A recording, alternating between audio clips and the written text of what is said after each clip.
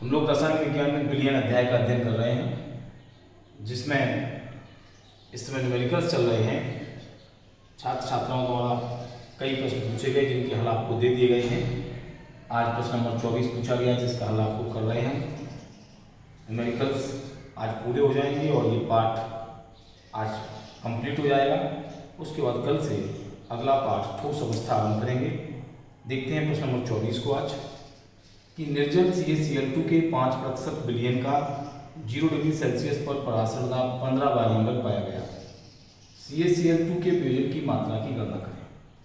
इस प्रश्न का सबसे पहले ये मतलब समझ लीजिए कि यहाँ पर जो पदार्थ CaCl2 हमें दिया गया है वह वैद्युत अपघट्य है। अब तक जो प्रश्न किए थे वो अनपघट्यों के लिए किए थे। अनपघट्य का आशय है जो पदार्थ जलीय विलयन में वियोजित नहीं होते, उनके आयन नहीं बनते, उन्हें हम वैद्युत अनपघट्य कहते हैं। और वैद्युत अनपघट्यों के अल्संख्य गुणों को सामान्य अल्संख्य गुण कहते हैं। किंतु वैद्युत अपघट्यों के जो विलयन में वियोजित हो जाते हैं ऐसे पदार्थों के अल्संख्य गुणों को असामान्य अल्संख्य गुण कहते हैं। उनके मामले में हमें वियोजन की मात्रा और मानदान गुणक का अध्ययन करना होता है। और ये सब हम पिछले टॉपिक्स में थ्योरी में पढ़ चुके हैं। आप देखें न्यूमेरिकल्स को कैसे करते हैं कि यहाँ निर्जल जो CaCl2 है, जब इसका जलीय विलयन बनाया जाएगा, इसका विलयन बनाया जाएगा, तो यह दो आयनों में विभक्त हो जाएगा। CaCl2 Ca++ and 2Cl-। CaCl2 calcium chloride, calcium ion और क्लोराइड आयन बनाता है।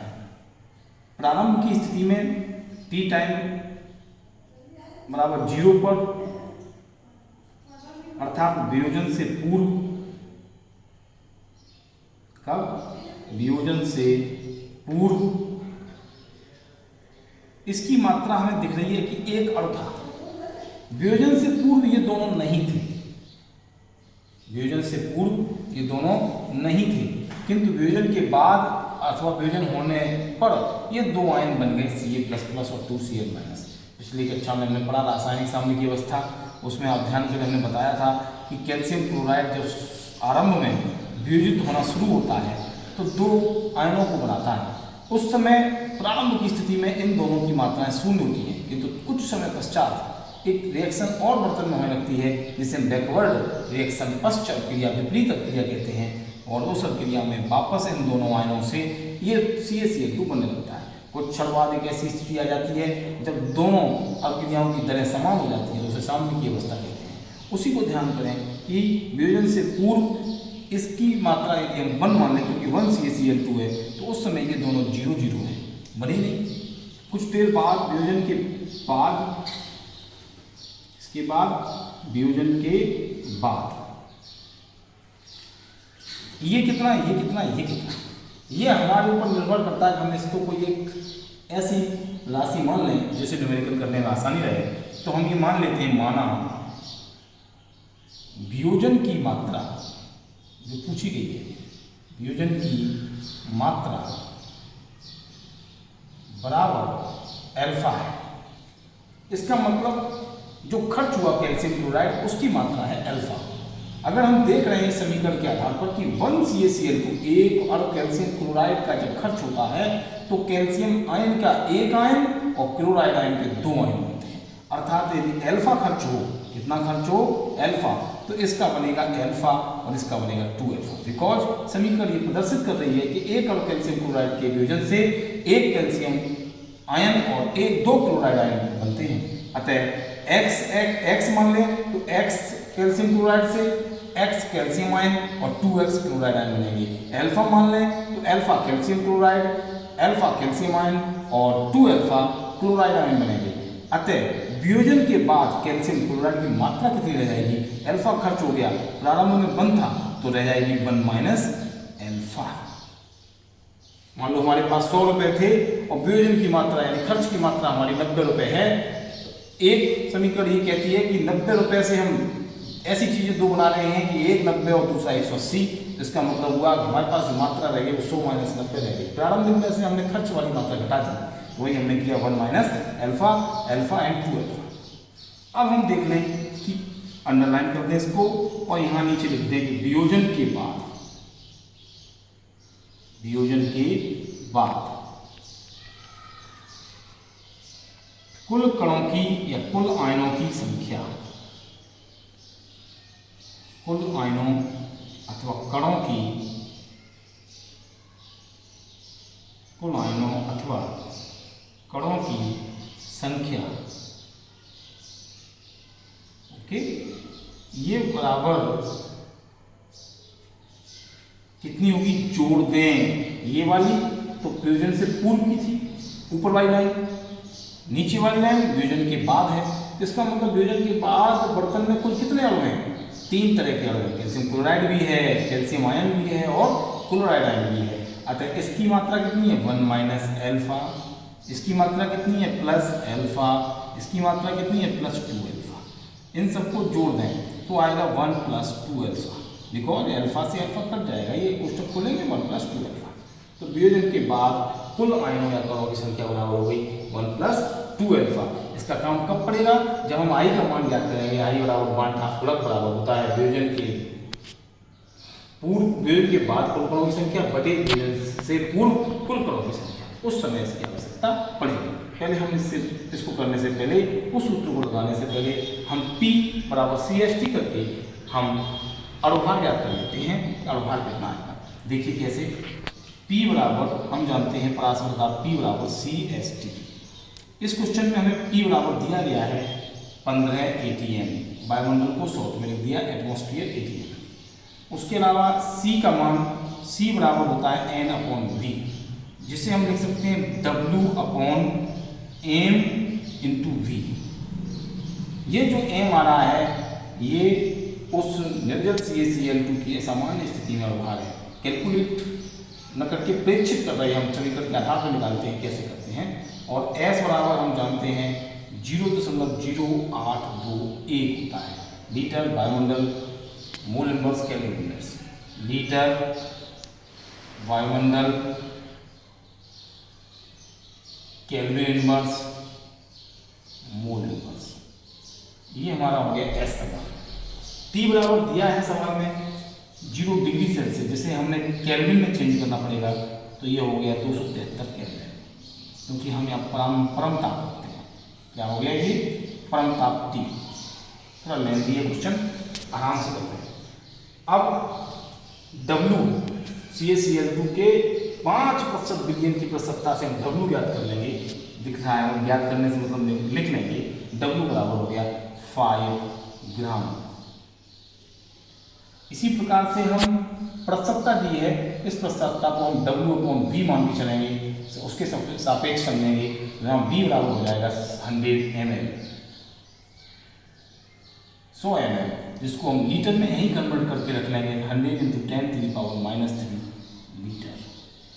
एक गुण हमने वियोजन की मात्रा निकाल के रख ली, और अब हमने वो सब चीजें लिख ली जो इस क्वेश्चन में दी गई थी।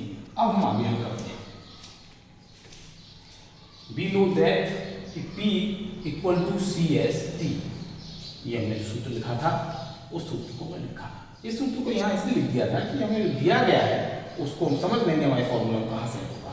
P = CST, तो C बराबर मोलर सांद्रता, जिसका मान N/V/ST, और ये जो N है इसे कहते हैं मोलों की संख्या, और मोलों की संख्या का मतलब है भार बटे अणुभार। तो P बराबर W/M × V, भार बटे अणुभार रख दिया, और ऊपर ये ST।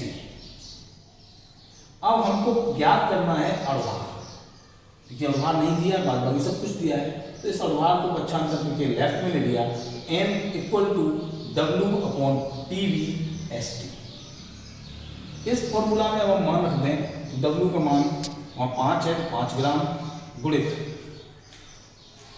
S का मान 0.0821 इंटू T 273 अपॉन P का मान 15 वायुमंडल और आयतन 100 × 10⁻³ क्या आया, 5 × 0.0821 273 15 × 100 × 10⁻³। इसको आप कैलकुलेट करें तो ये आ जाएगा M बराबर 74.71। यहाँ कैलकुलेशन नहीं कर रहा हूँ, समय ज़्यादा लगेगा, आप कैलकुलेट करके देख लें, मुझे याद है कि 74.7 बनाएगा। ये आ गया हमारा और आश्रितता दिए गए विलयन का अणुभार। ये अणुभार हमने प्रेक्षित किया है, निकाला है, ऑब्जर्व किया है, अतः इसे कहते हैं प्रेक्षित अणुभार। अर्थात ये हमारा m जो है वो m0 कहलाता है। जो हमारी थ्योरी थी उसमें हमने इसको m0 से प्रदर्शित किया था। यदि हम स्मॉल m को m0 मान लें, यानी असामान्य अणुभार मान लें, क्या मान लें? असामान्य अणुभार, क्योंकि खुद निकलता ही असामान्य है। हमेशा इस तरह से कैलकुलेट करने के पश्चात जो हमारी वैल्यू आती है असामान्य अणुभार होती है। और कैलकुलेटेड किसको कहेंगे? इसमें Ca का परमाणु भार रखते हैं जो आप पहले निकालते थे 40 और Cl का रखते 35.5। उस आधार पर CaCl2 के सूत्र से जो अणुभार निकलेगा that will be calculated molecular weight, और ये ऑब्जर्व मॉलिक्यूलर वेट। इसको असामान्य अणुभार कहते हैं, इसको सामान्य अणुभार कहेंगे जो निकालेंगे। दोनों में जो अंतर आता है वही हमारी असामान्यता है। ठीक, देखते हैं कैसे अब आगे करते हैं। हम जानते हैं कि I1 गुणक I बराबर 1/2 गुणक I बराबर होता है m/m0। अर्थात स्पेसिफिक थ्योरी पढ़ चुके हैं हम लोग, सामान्य अणुभार बटे असामान्य अणुभार। और इसी I बराबर ये भी हमने सीखा है कि I बराबर कि वियोजन के बाद कुल कणों की संख्या, मैं ऊपर कर देता हूँ, ज़्यादा नीचे है, उन्हें देख लें, पूरा ही दोबारा कर देता हूँ कि हम जानते हैं I बराबर m/m0 जो बराबर होता है वियोजन के बाद कणों की संख्या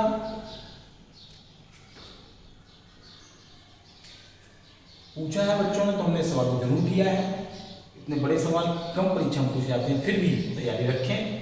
अगर आए तो आप चूकेंगे नहीं, निश्चित रूप से इसको हल करेंगे। वियोजन से पूर्व कणों की संख्या,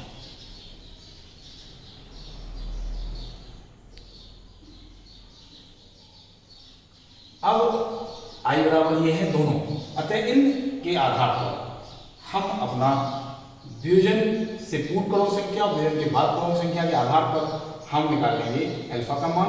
कैसे निकालते हैं देखिए, अल्फा भाई याद हो जाएगी जो हमने मानी थी। स्टेप बाय स्टेप देखते चलिए। हमारा ये m0 आया है 74.71।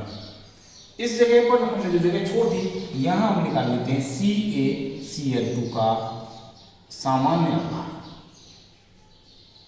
जो हमने आपको पहले समझा दिया है। कैसे निकालेंगे? Ca बराबर रख देंगे 40 प्लस 35.5, एक Cl बराबर होता है तो 2 बराबर हो जाएगा 2 × 35.5, ये 40 प्लस 71 बराबर 111। ये आएगा इसका मॉलिक्यूलर वेट कैसा? सामान्य, दैट इज m। क्या है ये? m। ये दोनों वैल्यू हम यहाँ रखते हैं। कैसे? m का मान 111/74.71 इक्वल टू वियोजन के बाद कणों की संख्या, ये हमने यहाँ ज्ञात कर दी थी 1 + 2 अल्फा, 1 + 2 अल्फा, और वियोजन के पूर्व कणों की संख्या ये रही जो गोला बना हुआ है 1। अब इनको आप सॉल्व कर लें तो हो जाएगा 74.71 ब्रैकेट में 1 + 2 अल्फा क्रॉस कर दिया इक्वल टू 111। जिसको हम आगे सॉल्व करते हैं तो हो जाएगा 74.71 प्लस 148.2 मल्टीप्लाई 2 का कर दिया 148.2 अल्फा इक्वल टू 111। तो 148.2 अल्फा इक्वल टू 111 माइनस 74.71। इसलिए ये माइनस करके दीजिए आप, ये माइनस करने पाएगा 36.29 और ये हो गया 148.2 alpha. So that alpha equal to 36.29 upon 148.2 divide करेंगे आएगा 0.24। वियोजन की मात्रा कितनी आई? 0.24। यदि इसकी प्रतिशतता निकालें वियोजन की मात्रा प्रतिशतता में तो 100 का मल्टीप्लाई कर दिया जाएगा बस। वियोजन की मात्रा प्रतिशत में तो एल फॉर्मूला पर होगा 0.24 इन मल्टीप्लाई बाई 100 देन 24%। आंसर आएगा 24%। और आगे इसको अगर आप सॉल्व करेंगे तो ये 48 और आता है ना, आता है 48। तो इसको हम लोग और ज़्यादा आगे कैलकुलेट करते हैं तो 48 बढ़ा के 100 का मल्टीप्लाई करते हैं तो 24.48 सकता है। तो दिस द आंसर। आप इसको करिए, थोड़ा सा लेंथी सवाल है और बड़ा ही इंटरेस्टिंग है, अच्छा सवाल है, इसको जरूर करके आए अगर परीक्षा में आता है। Thank you. कल से नेक्स्ट चैप्टर ठोस अवस्था।